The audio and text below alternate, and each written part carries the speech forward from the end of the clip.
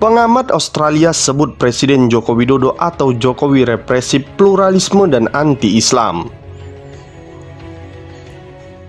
Akademisi dari Australian National University, Profesor Greg Feely menyebutkan bahwa Presiden Joko Widodo atau Jokowi, di balik slogan keberagaman yang kerap kali ia dengung-dengungkan selama ini, ternyata telah bertindak represif terhadap kelompok Islamis dalam kurun 4 tahun terakhir. Menurut Greg, kebijakan anti-Islamis di Indonesia telah mengikis hak asasi manusia atau HAM dan merusak demokrasi. Greg menuangkan pemikirannya itu dalam artikel berjudul Jokowi Represif Pluralism yang dimuat di East Asia Forum pada tanggal 27 September 2020 yang akan terbit dalam Bulletin of Indonesian Economic Studies.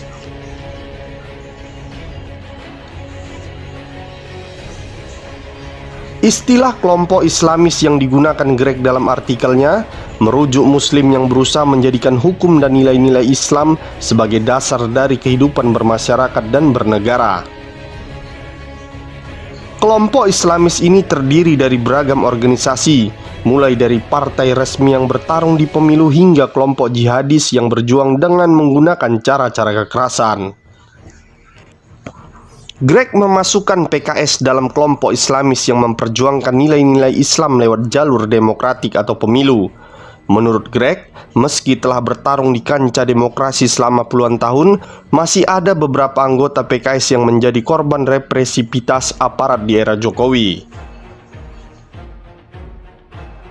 Menurut Greg, kebijakan represif Presiden Joko Widodo atau Jokowi ditempuh dengan beragam cara. Salah satunya adalah pendisiplinan aparatur sipil negara atau ASN. Dalam konteks ini, Greg mengatakan bahwa masih ada pegawai negeri sipil, guru maupun akademisi yang dicurigai dan masuk daftar pantauan oleh aparat keamanan karena terafiliasi dalam kelompok-kelompok Islam.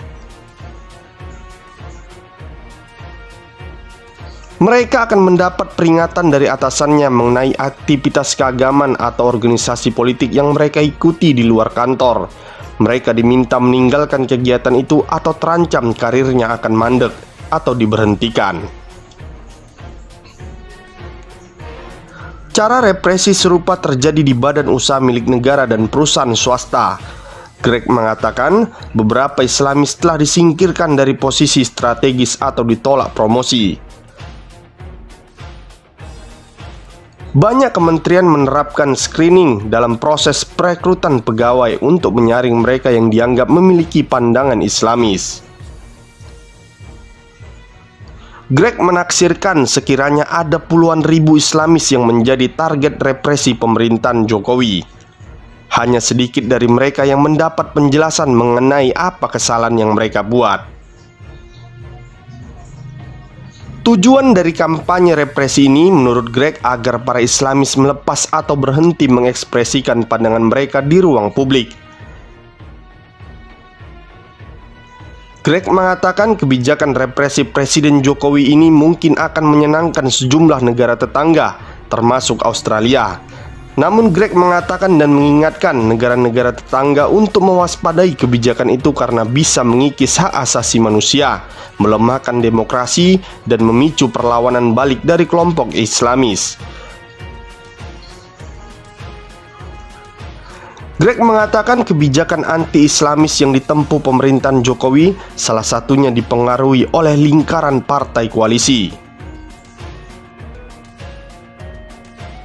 Mayoritas partai koalisi, terutama PDI Perjuangan atau PDIP, memandang Islamisme sebagai ancaman potensial terhadap tradisi netralitas keagamaan di Indonesia.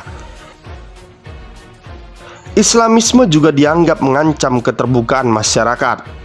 Mereka melihat Islamis sebagai sesuatu yang berpotensi merusak harmoni karena kelompok itu mengedepankan hukum Islam di kehidupan bermasyarakat dan bernegara. Pandangan itu bertentangan dengan dasar-dasar negara.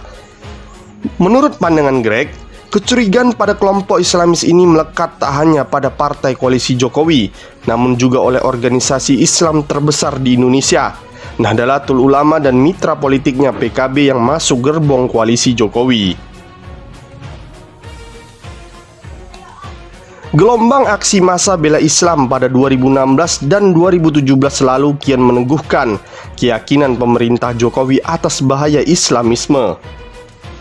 Aksi bela Islam merupakan gelombang demonstrasi yang diikuti jutaan umat Islam, dipicu oleh pernyataan Gubernur DKI Jakarta saat itu Basuki Cahayapurnama alias Ahok yang dianggap telah menghina Islam atau menistakan agama.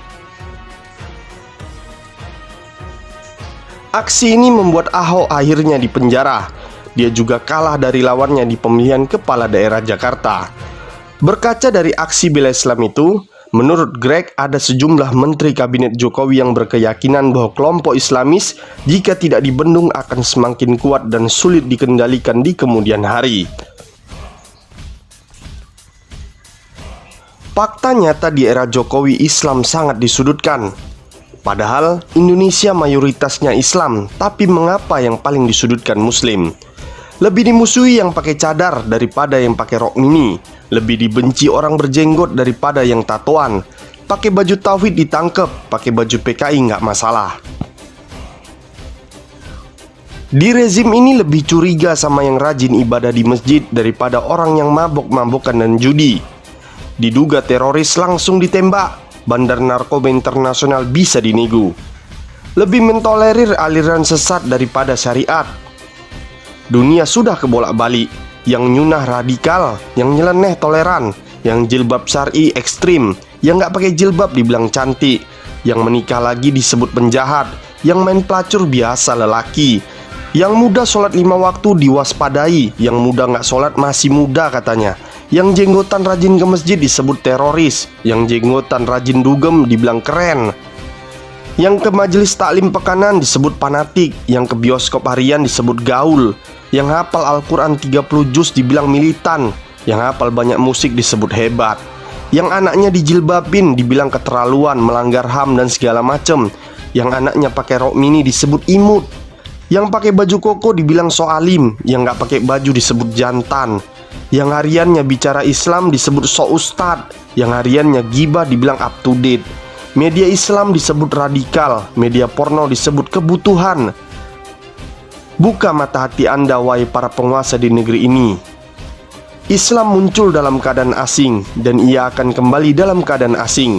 Maka beruntunglah orang-orang yang terasingkan itu. Hadis riwayat Muslim nomor 208. Sahabat bertanya, siapakah orang asing itu? Nabi SAW menjawab, mereka ialah orang-orang yang senantiasa melakukan perbaikan di tengah kerusakan. Hadis riwayat Ahmad. Dan ingatlah bahwa kalian semua pasti akan mati, dan hanya kepada Allah lah kalian akan kembali serta dimintai pertanggungjawaban atas segala perbuatan kalian. Maka segeralah bertobat selagi masih ada kesempatan. Terima kasih sudah menonton video ini. Semoga informasi yang kita suguhkan bermanfaat untuk kita semua. Dan jangan lupa untuk di like, share, dan subscribe ya. Terima kasih.